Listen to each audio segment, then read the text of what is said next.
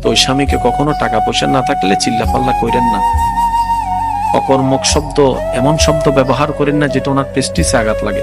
পুরুষ মানুষ আত্মসম্মান সইতে পারে না, আত্মসম্মান আঘাত লাগলে সইতে পারেন। গাইরেত একটা শব্দ আছে। আল্লাহ দেখেন মেয়েদেরকে এমন ধৈর্যশীল বানিয়েছেন। আমাদের মা দাদি নানিরা যদি ধৈর্যশীল না হতো, আশা করি সবাই আমার সাথে একমত হবেন, আমাদের মা দাদি নানিরা যদি ধৈর্যশীল না হতো, আজকে আমাদের দাদার বাড়ি নানার বাড়ি পরিবার বলতে শব্দও থাকতো না।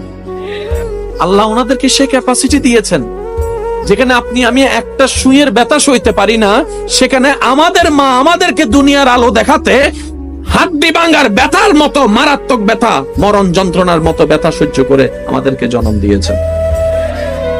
আবার সন্তান কুলে আসার সাথে সাথে সমস্ত ব্যথা ভুলে মা হাসতে লাগবে। এটা নারীদের দ্বারা সম্ভব, পুরুষের দ্বারা যা সম্ভব নারীরা পারবে না।